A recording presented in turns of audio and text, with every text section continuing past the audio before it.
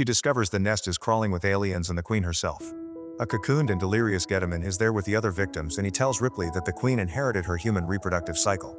After laying her first round of eggs, she gives birth as a human being would, developing a uterus-like pod and birthing a bizarre creature that is half human, half alien.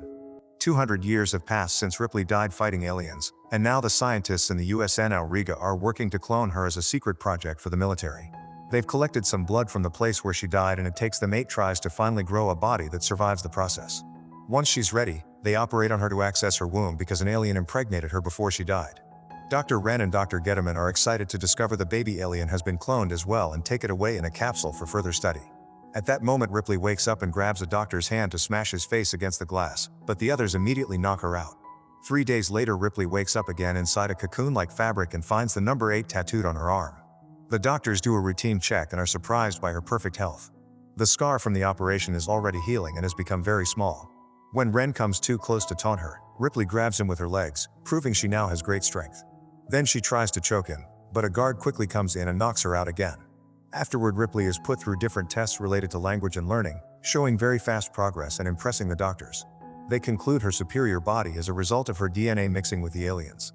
When they show her a picture of a child, Ripley cries because she remembers her dead daughter and the kid she lost during a mission. This angers General Perez because the army wants numb clones that won't think, but it seems Ripley still has inherited memories. Perez argues with the doctors, saying he won't hesitate to kill Ripley if she even attempts to misbehave. Then he checks on their other experiment. It turns out the alien they took from Ripley is a queen, who is also growing fast and will soon lay eggs. During lunch, Gettman and Wren explain to Ripley how they got her blood to clone her and confirm they've captured an alien. She can guess they have a queen and warns them everyone will die, but they don't take her seriously and Wren even insults her. Sometime later, a spaceship known as the Betty arrives at the military station. The crew is formed by mercenaries, and Johnner likes to play with knives. He throws one at Engineer Vries's leg because he's paralyzed from the waist down, but Call doesn't like this type of joke. The station's guards check that the crew isn't armed, and the mercenary leader Elgin announces he's brought the cargo. It turns out they were hired by Perez to kidnap a bunch of civilians that they could use for their alien experiments.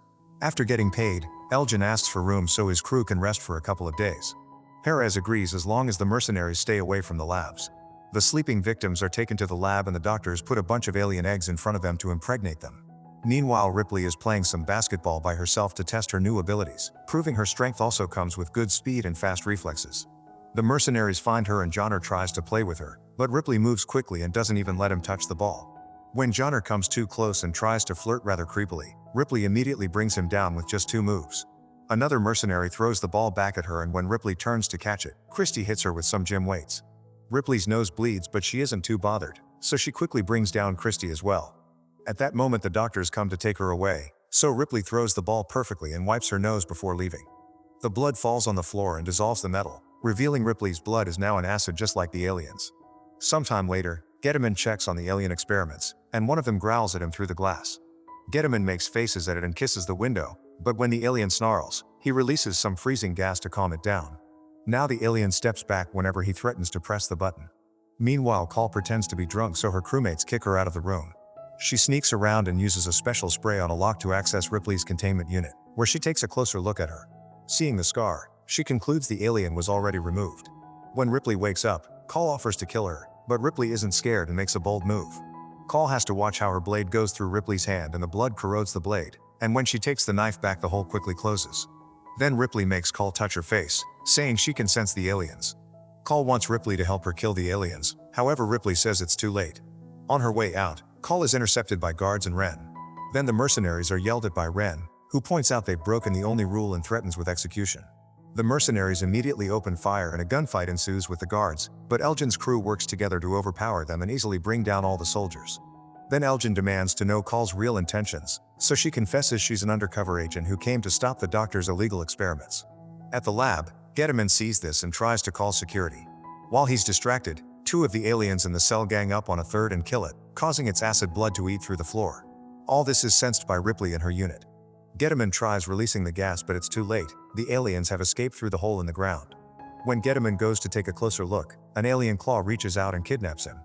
As the alarms start echoing in the ship, a guard also enters the cell to check the hole, only for an alien to press the button and kill him with the freezing gas. The Betty crew drops the argument to run while the soldiers rush to the pods to escape. The first one leaves safely, but an alien manages to get into the second one and starts killing the soldiers. Before the hatch closes, Perez throws a grenade inside the pod, which explodes as soon as it flies away. While he's distracted, an alien appears behind him and kills him. Vries is in another room looking for parts when he sees an alien above him, so he shoots it and causes some acid blood to fall. His leg doesn't hurt but his hand does, so he starts shooting like crazy. The other alien is trying to reach Ripley, who uses her super strength to open the control panel and her blood to cause the circuits to short, opening the door to finally escape. The mercenaries are making their way back to their ship, but Elgin splits from the group when he sees Vries' weapon on the ground. Suddenly something startles him, but it's just some tubes falling. Once he steps closer to the fallen weapons, an alien reaches through the grate and kills him. The crew hears him scream and comes for him, but it's too late. The alien appears behind them, so they try to run away, only to find the door locked. When the alien takes a closer look at Elgin's body, it's suddenly shot by someone in the hole. It's Ripley, who had been hiding. The mercenaries get angry and threaten Ren until he admits there are 12 aliens in the station. The group agrees to team up with Ripley despite Call's protests, and before they leave, Ripley takes the alien's tongue for Call to have a souvenir. As the group moves, they reunite with Vries. Ripley then announces she can sense the station is moving, and Ren confirms autopilot kicks in during emergencies. The station is going back to Earth and nobody likes the idea because the planet is currently a wasteland, so they need to find the Betty. The group keeps on moving, but Ripley stops when she finds another lab. Inside, she's horrified to find the failed clones, who have become hideous creatures. Numbers 1 through 6 are dead and contained in stasis tubes, but the 7th is still living, kept alive on a table by tubes and ventilators. Number 7 asks for mercy, so Ripley uses a flamethrower to kill her and destroy the whole lab, burning down the other clones too. Call is also disgusted and punches Ren for it. In another room, the group finds the victims the mercenaries brought for the experiments. At first they think everyone is dead, but a man called Purvis suddenly starts yelling. He calms down when he sees they won't hurt him. However, when Ripley smells him, she confirms there's an alien inside him and doesn't want to bring him along. Call refuses to abandon him and says that if they get to escape fast enough, they can put Purvis in cryostasis for surgery later. The team continues to make their way to the Betty, bringing Purvis along. The next area they need to cross is the mess hall, which is now completely underwater because of the emergency sprinklers. Vries has no choice but to leave his wheelchair and get harnessed to Christie's back. Unfortunately, the next corridor is even more flooded and the group has to swim to cross it.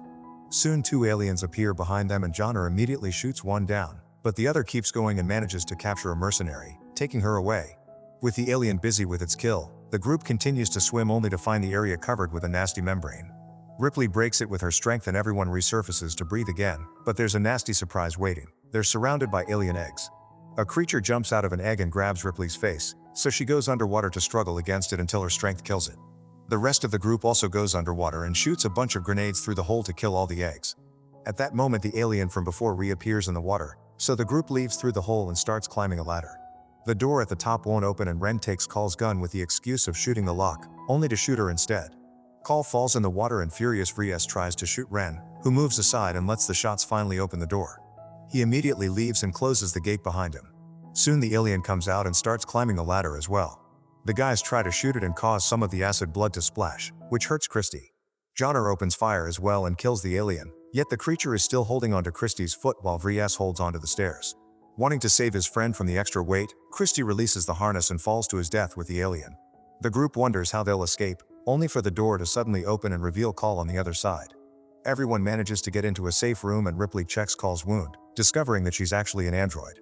Call confesses that she's one of a legendary second generation of androids who were so lifelike that they gained consciousness and rebelled, burning their internal wireless modems and trying to pass themselves as human. Knowing what androids can do, Ripley takes Call to a small chapel and makes her connect herself to the station's computer. Call confirms the station is heading to Earth, where the aliens could escape and infect the human race.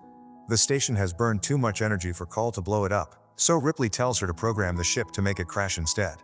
At the same time, Ren is about to reach the Betty, so Call blocks the doors for him and talks through the speakers to tell the aliens where he is. The team starts moving toward the Betty again, and Johnner freaks out when he hears the station will crash soon. He tries to attack Call, but Ripley immediately grabs him by the neck and threatens to take his tongue. At that moment she hears a sound and says the Queen is in pain, only to suddenly be snatched through the floor by aliens. However, the creatures don't hurt her. Because of her changed DNA, they recognize her as their own and take her to their nest. Meanwhile, the rest of the group makes it to the Betty, where Purvis is suddenly shot by Ren. The doctor takes Call hostage, and while they pointlessly argue, the alien finally comes alive in Purvis' chest, forcing him to move toward the Ren. Bullets don't stop him, and soon Purvis reaches Ren to start beating him down. At that moment, the alien finally comes out, so the mercenaries open fire and kill both Ren and Purvis at the same time. Back to Ripley, she discovers the nest is crawling with aliens and the Queen herself. A cocooned and delirious Getaman is there with the other victims, and he tells Ripley that the Queen inherited her human reproductive cycle. After laying her first round of eggs, she gives birth as a human being would, developing a uterus-like pod and birthing a bizarre creature that is half human, half alien. The newborn immediately kills the Queen and licks Ripley, claiming her as its real mother. When Getaman starts talking again, the newborn bites off the top of his head. Ripley uses this distraction to escape and runs to the Betty, which is about to leave. Luckily, she jumps just in time and rejoins the mercenaries at the cockpit. While the Betty takes off, Call notices a door is still open, so she goes to close it, only to discover that the newborn has sneaked inside. While she dodges its attacks, the ship starts shaking because it's rather unstable. A mercenary comes looking for Call and the newborn immediately kills him. Ripley is suspicious of how long Call is taking and runs to the room 2 in time to find the newborn clawing at Call's wound. She pretends to be a good alien mom and comforts the newborn, distracting it while she throws some acid blood at the window to create a hole. This depressurizes the cabin and sucks the newborn onto the window. Call and Ripley hold on and are horrified to watch how the hole slowly sucks out the newborn's insides until it's finally dead and its whole body is thrown into space. At the same time, the military station crashes on Earth and explodes, killing all the aliens inside. In the cockpit, Johnner and Vries try their best to control the ship considering they aren't pilots. There's some more shaking and lots of heat, but thankfully the ship lands safely on Earth and everyone is alive. Ripley and Call sit together to stare at the remains of a city, wondering what to do next.